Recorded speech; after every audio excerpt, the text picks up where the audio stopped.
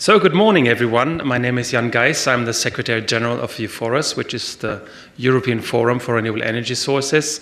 And I'm very happy to be here today at this conference, anyway, for personal interest. But of course, you can imagine we are in Brussels as a network of members of Parliament, and I will tell you a little bit more later on. But the work in Brussels is very abstract sometimes. It's very much about percentages in the future. But sometimes it's just very good and inspiring and motivating to come down to the ground and to see how people make business with that, how they really change reality, what happens in the cities and the villages and the companies, and especially in such a strong sector like the tourism sector. So I'm very happy today to give you our Brussels general background picture. And I try to link that to the tourism sector, but I have to say, I'm not at all a tourism expert. We are the energy people from the European Parliament, basically. So, but who is this guy coming from Brussels telling you about Brussels and the European Union? EUFORES, as I said, is the European Forum for Renewable Energy Sources. It's a network of members of Parliament in the European Parliament and in the EU 28 national parliaments with a mission to promote renewable energy and energy efficiency. So, if most of you, all of you should know the Renewable Energy Directive, the Energy Efficiency Directive, the Buildings Directive and so on, that's the EUFORES people, that's the EUFORES members of Parliament, and I'm just a humble servant as the Secretary General. So EUFORES is organizing a platform for exchange, for regular meetings, and just to briefly mention a few of the main things we organize. Each year, for example, we organize a big interparliamentary meeting. It's each year in a different national parliament where members of parliament from all over all of Europe meet to exchange good practice, to learn what's going on. And I'm sure the examples that you bring up today are very interesting for everyone all over Europe. Of course, we have a lot of stuff going on in the European Parliament itself. Every month we have a breakfast in Strasbourg with 20 MEPs and the respective commissioners from the Commissioner for Energy, Mr. Oettinger, for example, climate policy, industry policy, and so on. So we try to promote that also and create that interface to the Commission. Then one very beautiful thing are our national parliamentary workshops, and I've just been here in your beautiful country in the Parliament 3 weeks ago where we held a workshop with your Parliament, and it was very, very interesting and very, well, let's say, teaching to me, because whenever we go to the national level, we see that Brussels is far away from the colorful reality of Europe, and it's just good to learn that and bring it back to Brussels. And beyond the parliamentary work, we also do projects like you do under the Intelligent Energy Europe program of the European Commission, and two of the main ones are the Keep on Track project, which is basically trying to follow the development of the Renewable Energy Directive. It tries to find out where are the member states, are they on track towards the targets in 2020, or do they have problems, and how can we help? And our role as members of Parliament is to update governments and parliaments to learn what they can do, what they have to do to catch up, and so on. And on the other side of our heart, let's say, is the Energy Efficiency Watch. It's also a very big project, which I'm, at the moment, by the way, negotiating the third follow-up. It's basically doing the same thing on the efficiency side. It tries to follow the implementation of energy efficiency directives, but I'll tell you more about this later. And for those who deal with European Parliament, our presidents are Claude Turmes, Fiona Hall, and Annie Podimata, plus an extended board of 20 MEPs, and they are really the core of renewables and efficiency policies in the European Parliament. So if there are good things that you like or bad things that you don't like, they are guilty together with the European Commission and the member states, of course. So enough about us. I would like to come now into the topic to remind ourselves a little bit, why do we do this? Why do we talk about renewables and efficiency? What are the challenges today? And I think being so close now to a region which is in crisis, many of these aspects come back again. I mean, we all know the energy issue is also about the climate change, environmental issues. We all know that. It's discussed since many years. But at the moment, a very hot topic is the energy security. How does Europe get its energy? And large parts, I think about around 80% of the energy that we use is imported from outside of Europe. And as we all know, a lot of gas is coming through Ukraine from Russia, and we see how big geostrategic tensions can grow just because of our energy system. So it's not only about the light bulbs, it's really about peace as well. And I hope that we find ways to stabilize that again. Then, of course, also a growing hot topic, especially in the economic crisis, the role of energy, well, in the economy as such. It's about jobs, it's about innovation, it's about global technology markets. And I think that Europe even has to wake up a little bit more to see the challenges in there and the opportunities. Because, as I always say, a blind man can see that in this century, green tech, efficiency technologies, renewables technologies will become an incredible market on this planet. And if you see what happens in China, in Beijing, that you cannot even see the other side of the street because of polluted air, I think the demand for these technologies will grow, and there's no use or no reason not to go into that technology as well. A very technology-driven continent, I would say. Then, of course, for our economy, the question is about the long-term development of cost, and that's especially a big factor for you in the tourism sector as well, like in the industry. What is going on with the energy? You need a lot of energy, and we all know that fossil fuels are, on the one side, limited, but also the competition for them is growing. So it's a fact that fossil energies will more and more become more expensive. And the question is, how do we get prepared for that? And there I would like to mention one thing which is explaining pretty well why we then should go for efficiency and renewables technologies. The established energies, oil, gas, nuclear, are resource markets. So resources are by definition getting scarcer and scarcer the more that you need them.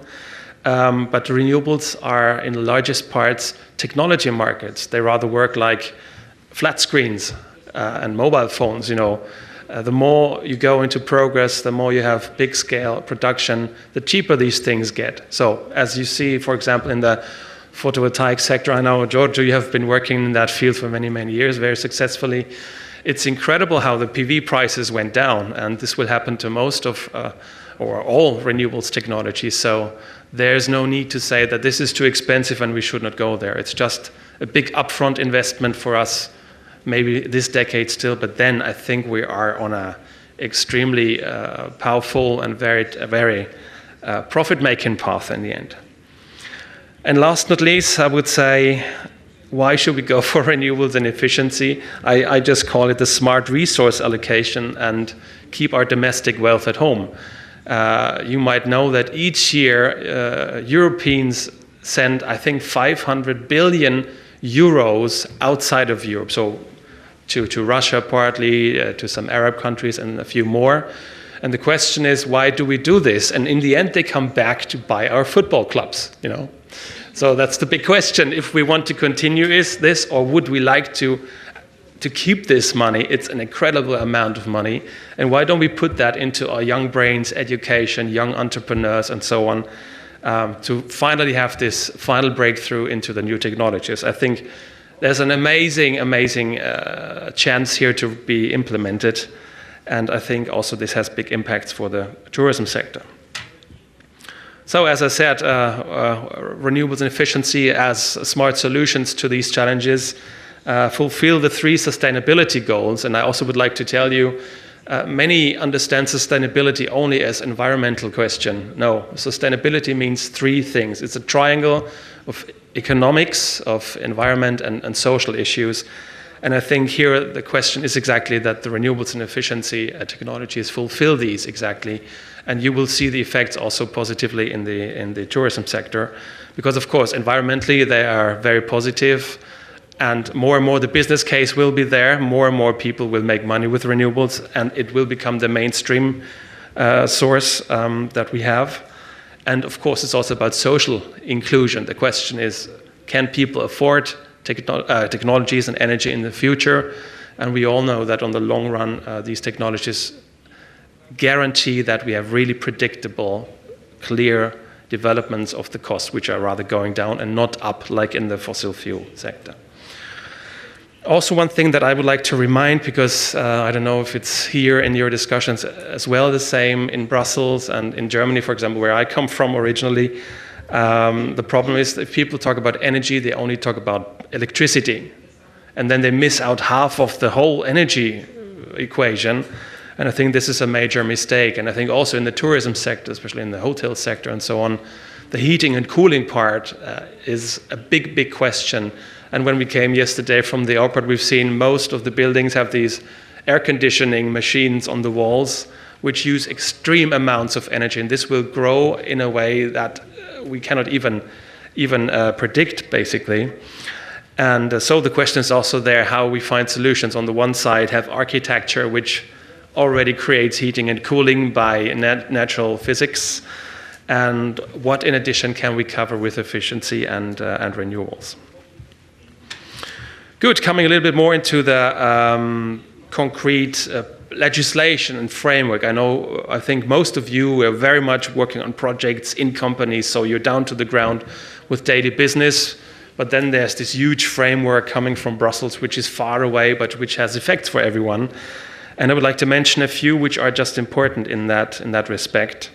And again, where we are guilty of having partly shaped them in the European Parliament. The first, of course, is the Renewables Directive, which has then national renewable energy action plans, which you all should know, and which set a target of 20% renewables for 2020.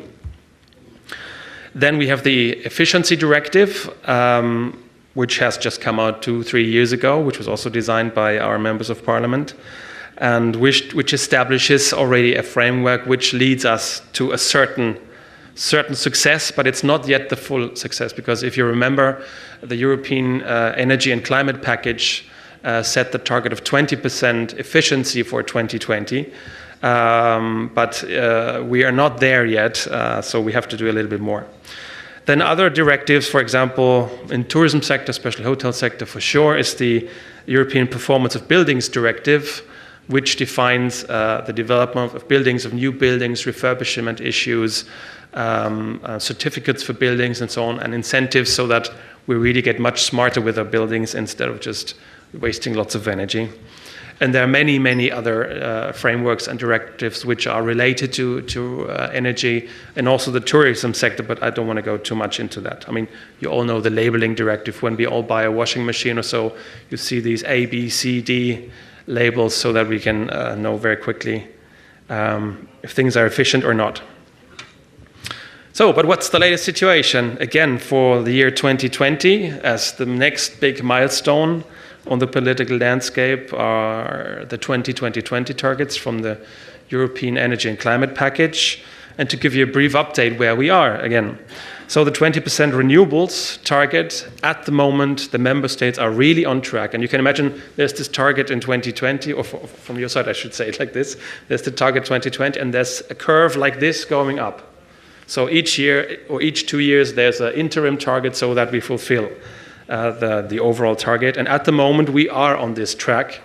But from our experience traveling all over Europe regularly, I can tell you, in many, many member states, governments are not going more into that. They are rather going back. So many countries have introduced retrospective measures, cuts in feed-in tariffs, putting new taxes on renewables, which is extremely harmful. And if we see several cases, for example, Spain was once the leader in renewable technologies, and there, if we see our colleagues from the associations, I see crying old men, actually. They say, well, our whole sector has collapsed, the whole story is dead, and actually, I don't understand it. 50% of the young people are unemployed in Spain. Why don't they go into this and become, again, a global leader in these technologies? So it's a big question why we are stuck in this. Then the 20% efficiency target for 2020, again, based now on the efficiency directive. If you calculate where we would at the moment reach 17%. So the question is now what additional policies would come from Brussels and the member states in order to really get to the 20%. And again, this is the challenge for the next European Parliament and Commission. As you know, there will be the elections in 2 weeks, and we hope to get, again, or maybe an even more ambitious European Parliament and Commission. And the last part, you are maybe indirectly affected by this, but just to give you the full picture, is the 20% greenhouse gas reduction target. And the instrument to reach this that Europe has chosen is the emission trading system. But as we all know at the moment, it's just not effective. It does not deliver any effect. It's a huge system. Marketplaces, stock exchanges have been created. Lots of consultancies are working there and making lots of money.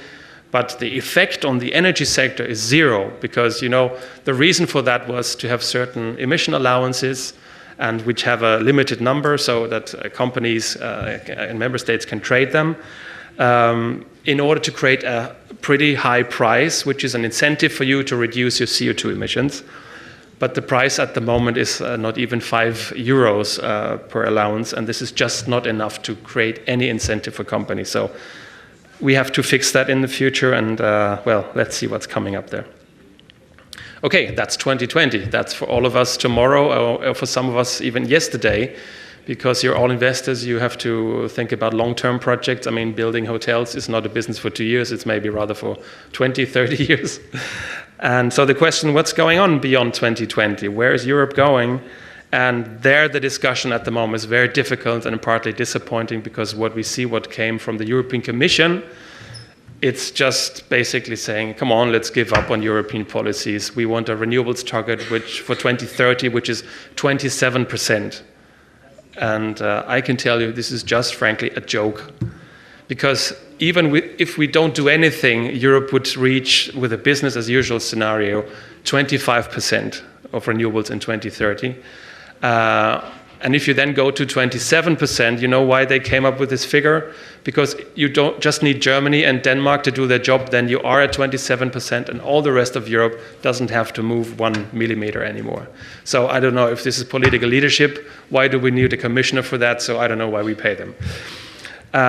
So that was the big disappointment. On efficiency, they said, well, we don't need a target. Let's see what's coming up in the future. So no leadership again. And they just said, yeah, let's improve the greenhouse gas reduction target. We go to 40%, but still, again, knowing that ETS is not working at all at the moment. And it's very unlikely that we can fix it very quickly, because the lobbying pressure to keep it weak is so huge that it's difficult.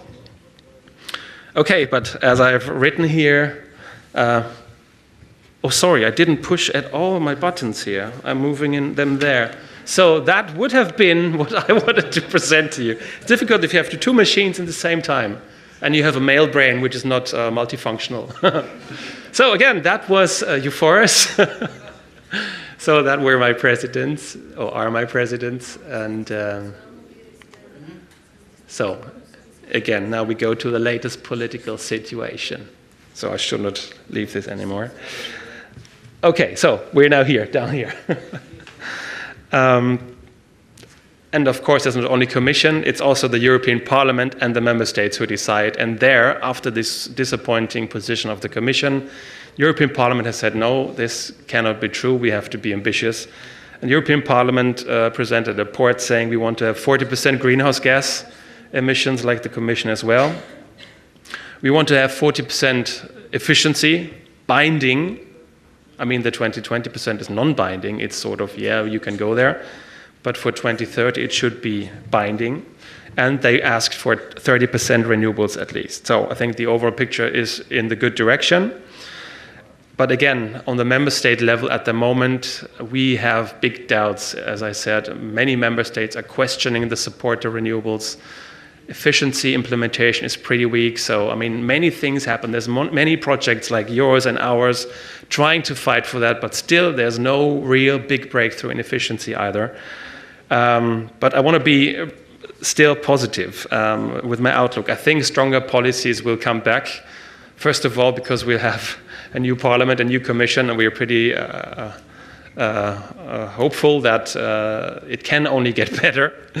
And then again, what we see with the Ukraine and Russia crisis at the moment, member states wake up again, understanding that we have to do something in that respect. And I would like to remind you, do you remember years ago, there was already, when Barroso, the president of the Commission, started his job, there was already a Ukraine-Russia gas crisis. And I remember on German television, main news, there were these images, I don't know if it was Romania or Bulgaria, from young children sitting in a frozen school. And that was the moment where President Barroso said, we have to lift energy policy from the national level to the European level.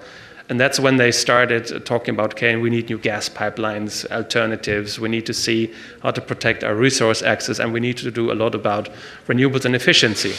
But again, the same Mr. Barroso now in January said, oh, well, it's all too expensive, too challenging, come on, let's give up on that, and the member states should do whatever they want, and I don't even want to control them anymore. So, I mean, maybe the only single positive thing about the Ukraine crisis is that members of our governments and parliaments wake up again and see that it's just stupid to depend on these resources.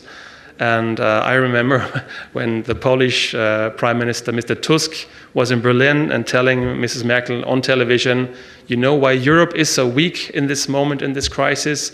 Because Germany is depending so much on Russian gas. And that's just a fact, and I think we are stupid not to reduce that. Okay, now switch both in the same time. How much time do I have? Not that I go too far. How much do you give me still? You have, like, say, 6-7 minutes. Okay, good. So just to remind you, this is from the European Commission itself.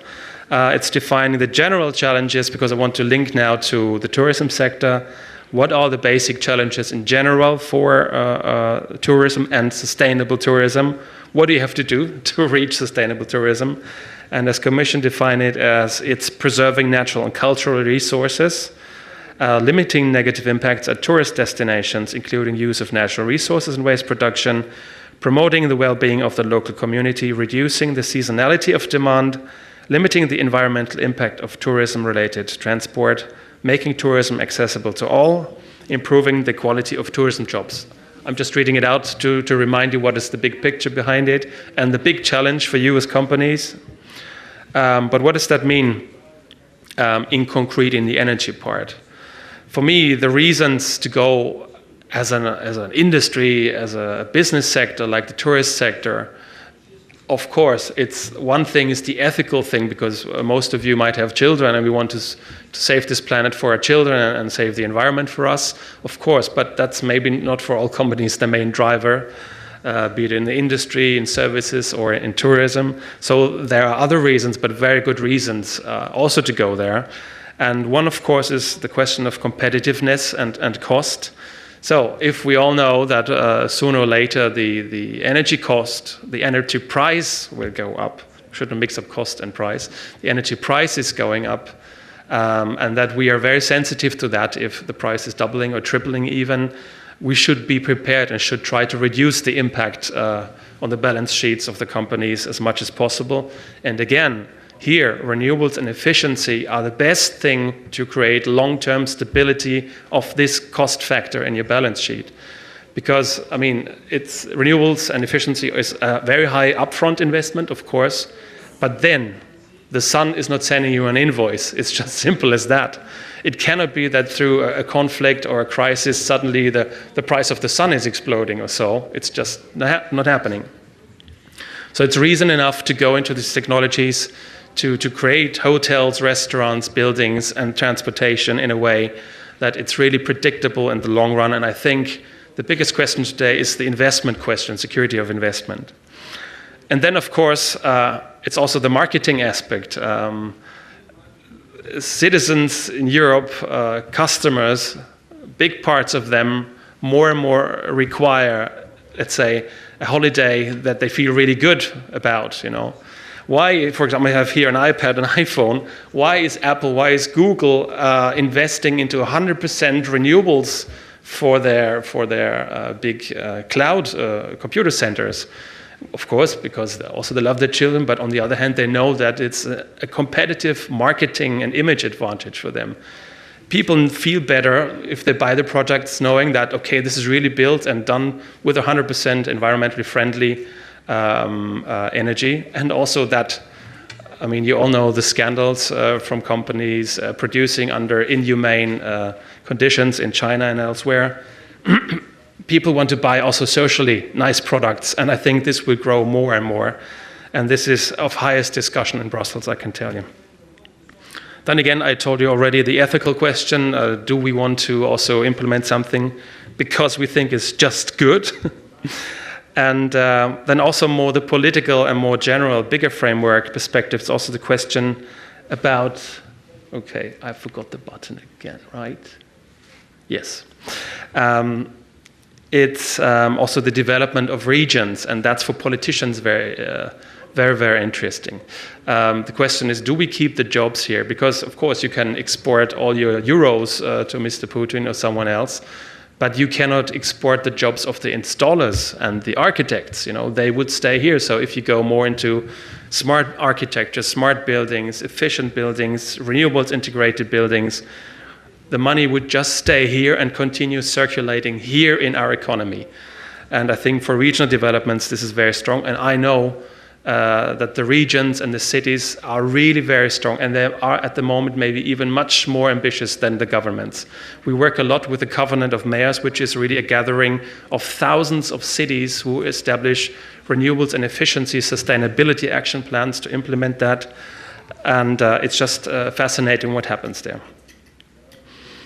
Okay, and then from a company perspective, okay, why do you go there as well? Other reasons are that you have to comply with recent and future policies. And again, I can tell you there will be more things coming from Brussels. So if you just wait to the last minute to then think about integrating renewables and efficiency, it might be too late because you have built that hotel already. So it's a stranded investment.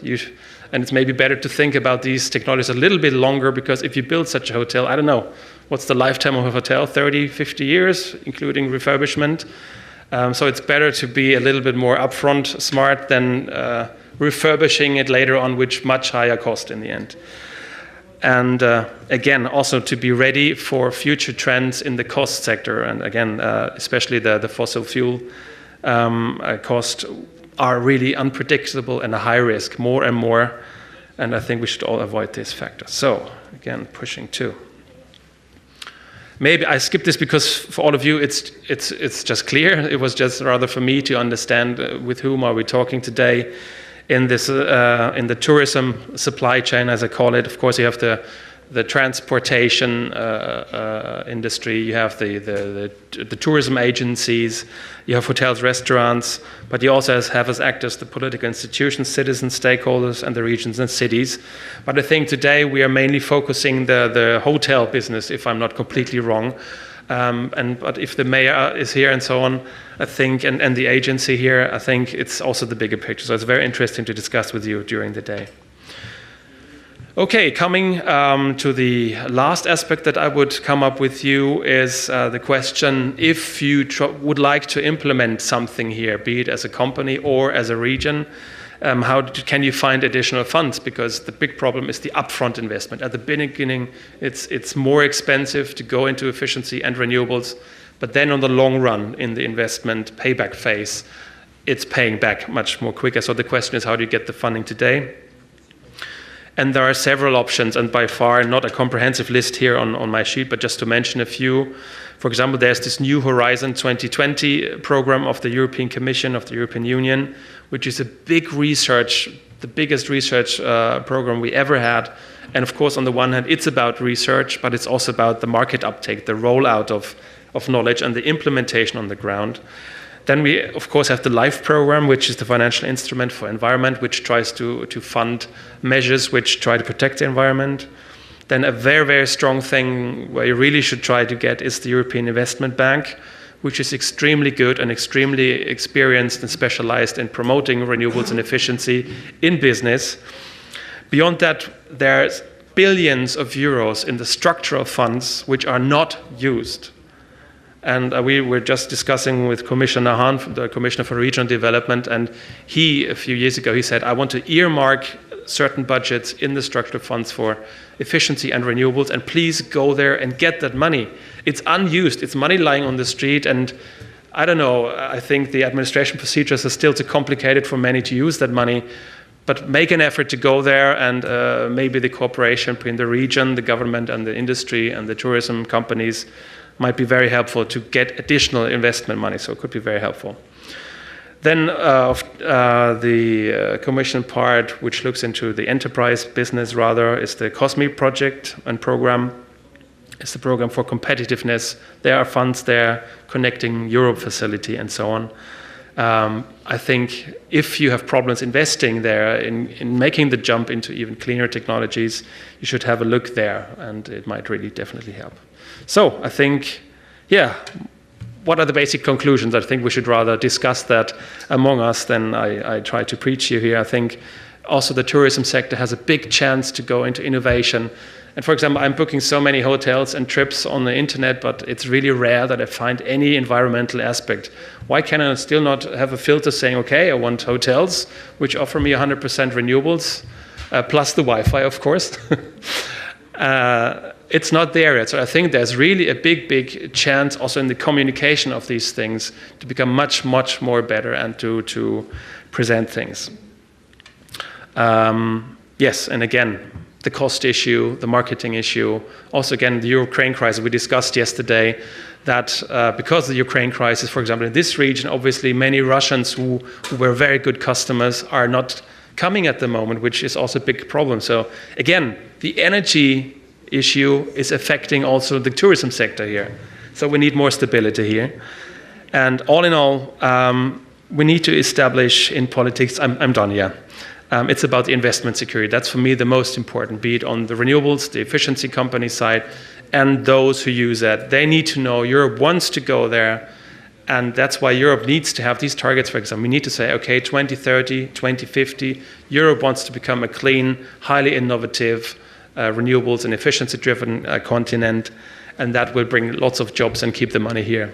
Okay, Jamil, I'm sorry to go beyond. Thanks for your attention.